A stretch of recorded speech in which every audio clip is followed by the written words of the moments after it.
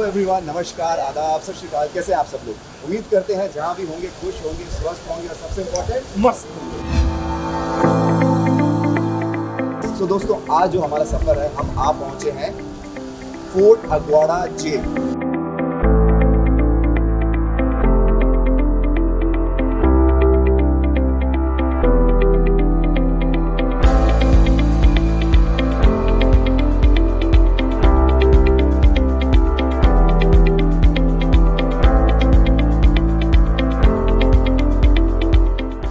Aguada jail, जी हाँ, almost मेरे हिसाब से ये 400 साल पुरानी एक इमारत है। आई थिंक काम करता है इस जेल के बारे में और इस पूरा जो ये सेटअप है इसके बारे में और जानकारी लेने के लिए हमने बहुत इंपॉर्टेंट शख्सियत को बुलाया है। आपको उनसे मिलवाते हैं। चलें? बहुत इंपॉर्टेंट हमारे एक साथी इसमें इस एपिसोड में हमारा जो साथ देंगे, उनसे मिलते हैं। ये देखिए उनकी छोटी सी जगह, ये देखिए।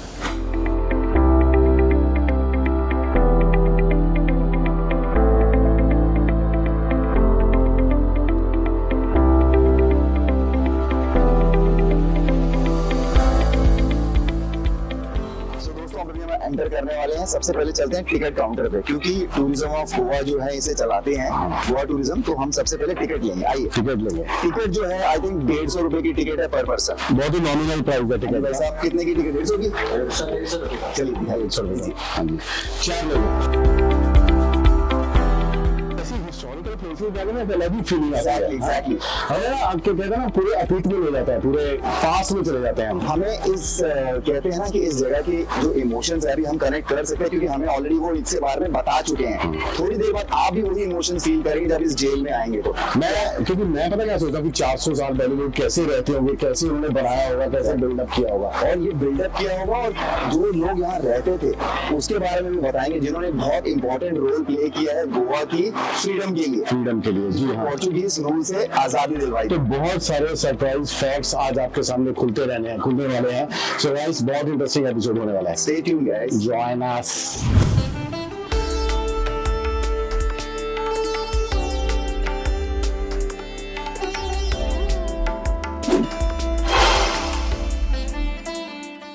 दोस्तों, जैसा कि हमने बताया, आज हमारा जो सफर है, इस सफर को अंजाम देंगे, सफर को सक्सेस करने में जिस व्यक्ति का हाथ है वो है शिव, मेक इट हैपन से। और इस जगह के बारे में बताएंगे ये हमें। आज हम एक ही नजर से देखेंगे कि इस जगह की क्या अहमियत है, क्या खासियत है, कब इसका जो है ये जगह अस्तित्व में आई और आज ये जगह कहाँ पे खड़ी है। शिव, ये जहाँ हम खड़े हैं ये क्या जगह है? इसको रैम्प बोलते हैं, जिसमें पुर्तगाली लोग अपने वाटर बैरल्स भर के लेके जाते थे एंड बोर्ड करते थे अपने शिप्स पे।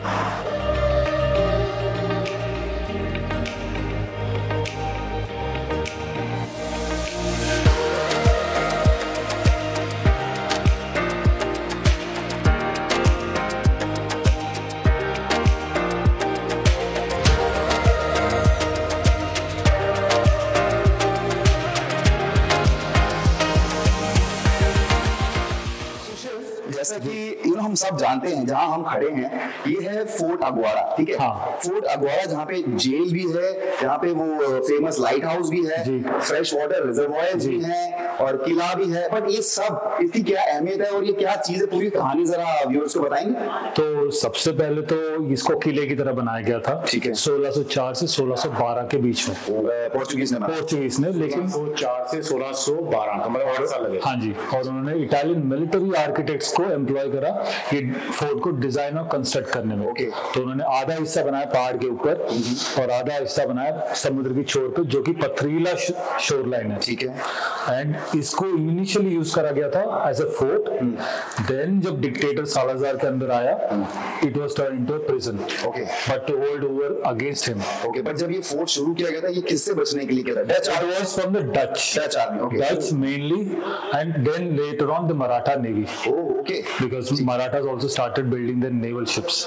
So to protect from them, it was a built. अच्छा, और जो हम थोड़ी देर पहले जहाँ आपका इंट्रोडक्शन हुआ वहाँ फ्रेश वाटर रिजर्वोयर था, उसकी क्या कहानी? कहते हैं कि जो भी शिप्स वहां से गुजरते थे सब फ्रेश पानी यहीं से लेके जाते थे। वो इधर से नहीं, यहाँ अंदर से लेके जाते। तो श्राइन एक इधर है श्री नागेश महारुद्रा का, उसके पीछे स्प्रिंग एरिया जहाँ से वो लोग पानी कलेक्ट करके लेके जाते, बैरल्स भर के यहाँ से रोल करके लेके जाते। जैसा कि शिव ने बताया कि यहाँ पर बैरल्स वो लोग लोड करते थे।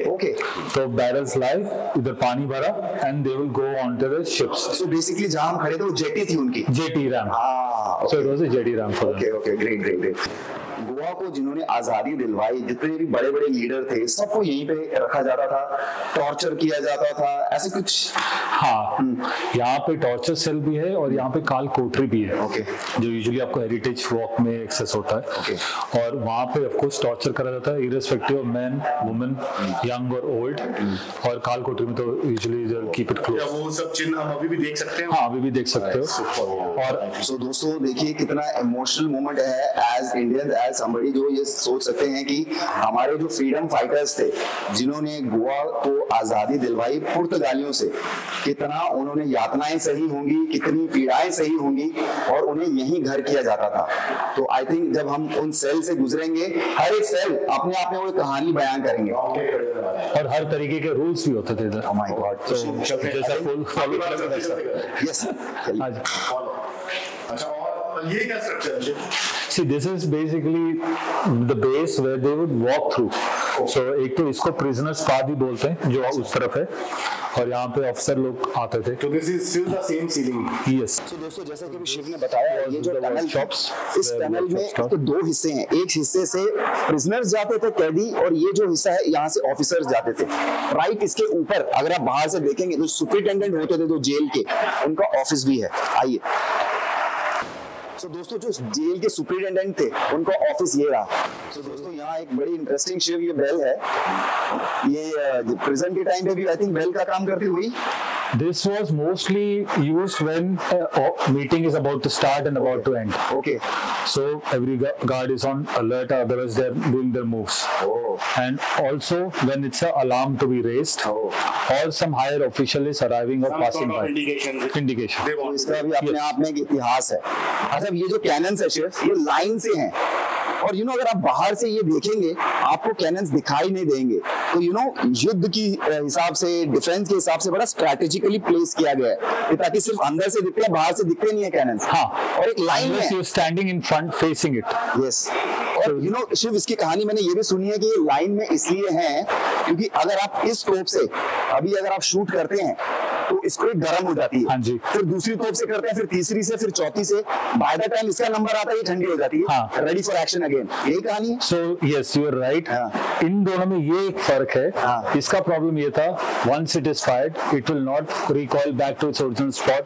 The more probability of falling off the cart of its place. Okay. So they added more size and weight on these next ones. Oh, okay. And added a hook. अच्छा, उसमें which covers the. So you hold it with the rope on the side, so it recoils back to its original spot once fired. अच्छा. And like you said, it will heat up because it's made of cast iron 1.5 tons. Okay. तो यही वजह है कि इनको line में रखा गया है। हाँ, and if you notice इसके ऊपर डेट भी, शिव ये क्या डेट है? So it's the 1st February 1632. Wow. This is the coat of arms. Here the king's crown, defensive shield, and the castle symbols. That is commissioned by the king. तो शिव कुल मिला के कितनी तोपें होंगी यहाँ पे? टोटल अभी 23 है डिस्प्ले में। ओवरऑल थे 79। अच्छा। And they had provision for 200 cannons all over the fort. Okay, तो इन वन गो मतलब 200 तोपें तैनात होती थी दुश्मन के लिए।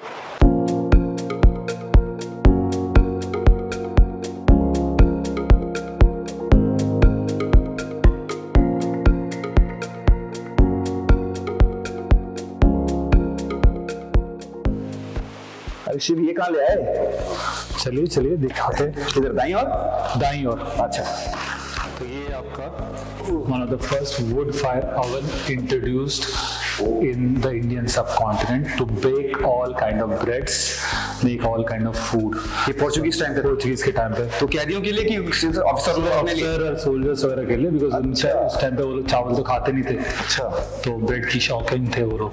ये शायद चिमनी या अवन, क्ले अवन, क्या इसको बोलते हैं? Wood fire oven. Wood fire oven ये रिसेंटली बना है? नहीं, ये जब फोर्ड बना था तभी बना गया था, लेकिन ये जो नाम जो आप देख रहे हो ये गलत है, देख रहे हो आप? This is absolutely ridiculous.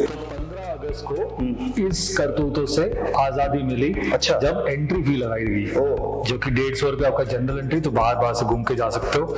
350 रुपए आपका हेरिटेज वॉक एंट्री जो मेक इट हैपन की तरफ से, जहाँ पे आप आओगे तो आप एक तो उस माइंडसेट से नहीं आओगे, और अगर विचार है भी तो आप करोगे नहीं। कंट्रोल एनवायरनमेंट में, कंट्रोल एनवायरनमेंट में।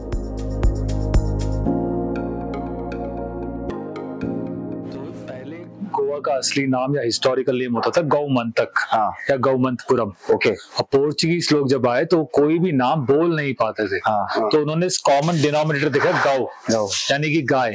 लेकिन जब वो बोलते थे गौ तो वो निकलता था गोवा। तो कभी भी यूरोपियंस देखोगे तो गोवा का हमेशा नहीं बोल, गोवा करके निकलता उनका। तो जब इंग्लिश लेटर में लिखोगे तो GOA बन के लिखोगे ना, तो इसीलिए गोवा पड़ा। गोवा पड़ा। तो दोस्तों आपको अगर ये इन्फॉर्मेशन पता थी तो प्लीज कमेंट सेक्शन में लिख के जरूर बताइएगा।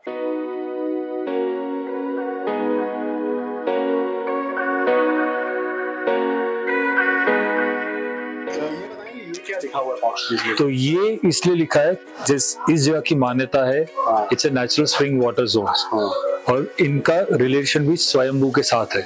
तो पहले के जमाने में people used to bring their cattle to this hill for grazing. तो एक लड़के ने नोटिस करा एक उसकी गाय एक पर्टिकुलर स्पॉट पे जाके दूध दे रही है, तो उसे यकीन नहीं हुआ। हफ्ता हुआ, 10 दिन हुए, दोस्तों से बताएगा तो दो मजा उड़ाएंगे, घर वाले बोले सबसे पहले तमाचा बढ़ेगा कि हमने तो देखा नहीं, तूने कैसे देख लिया। तो उससे क्यूरियोसिटी बर्दाश्त नहीं। That's when he noticed one fine day it's the presence of a स्वयंभू। तो इससे naturally formed शिवलिंग, और इनका presence आपको उसी जगह मिलेगा which is not only pleasing to your eyes but pleasing to your soul। So the entire Aguad hill of greenery, then you have green fields on the other side of the river, and you have 2 Mahanatis confluencing into the Mahasagar at the same spot। And this hill is natural spring water zone, so that's why you see one flowing here। बिल्कुल, इसीलिए उनका presence है, और इसी वजह से Portuguese king ने जब बनवाया एज इट इज रखा, तो इसको नाम दिया अगुआडा फोर्ट। यहाँ पे कोई स्ट्रक्चर था नहीं, तो किसी को कुछ तोड़ने को भी नहीं मिला। उन्होंने कहा पत्थर भैया रहने दो, चलने दो, और लोगों की मान्यता तो लोगों ने देखे कुछ कर रहे, तो अच्छे से काम भी कर रहे थे। तो उसने अपने पैसों से ये स्ट्रक्चर कमीशन करवाया, ऑर्डर देके बनवाया। उनकी स्टैम्प भी, मोहर भी है। मोहर है, कोट ऑफ आर्म्स, किंग का क्राउन एंड डिफेंसिव शील्ड, इससे मोहर। और उसी के बारे में ये लिखा है कि किला बनने के 12 साल के बाद 1624 में don Philip III Catholic king ने अपने पैसे से ये स्ट्रक्चर बनवाया एज ए गुडविल जेस्चर। दोस्तों बड़ी ही इंपॉर्टेंट जगह पे हम खड़े हैं। अभी थोड़ी देर पहले मुझे शिव ने बताया कि ये जो शिवलिंग है वो कहते हैं ये पोर्चुगीज के राज से पहले का है। हाँ। दूसरा, ये जो फोर्ट अगुआड़ा है, इसका नाम अगुआड़ा क्यों पड़ा? क्योंकि यहाँ पानी का रिजर्व हुआ करता था, और ये जो पानी है ऊपर से आ रहा है, ऊपर वाले फोर्ट से, ये आप देख रहे हैं fresh water. Aguada in Portuguese means water reserve, right? वो पहाड़ का पानी है, पहाड़ का पानी, अंदर पहाड़ का spring water, natural spring water. Okay, so यही पानी है जो कि सारे अपना नौसैनिक जो होते थे इकट्ठा करते लेके जाते। Okay okay okay.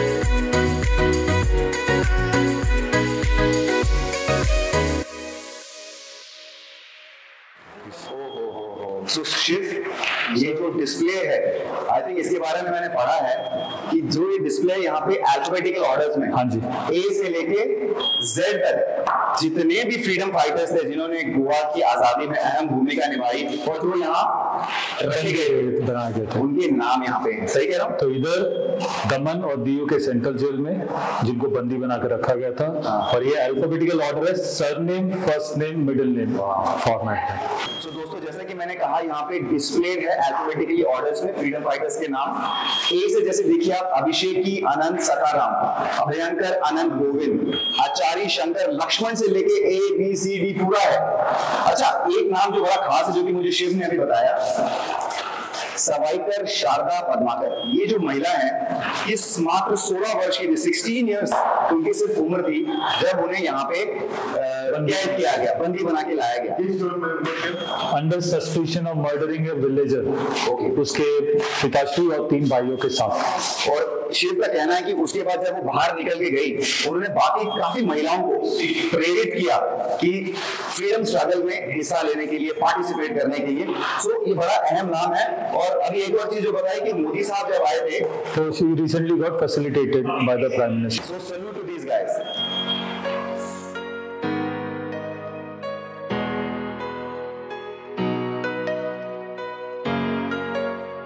कहाँ जा रहे हैं अभी हम जा रहे हैं high security prison area where we see how the prisoners live. So दोस्तों हम वहाँ एंटर करने जा रहे हैं जहाँ पे हमारे फ्रीडम फाइटर्स, जिन्होंने पुर्तगालियों के खिलाफ बगावत की थी, लड़ाई की थी, जंग की थी और गोवा को आजादी दिलवाई थी, उन्हें कैसे रखा जाता था वो हम देखने जा रहे हैं।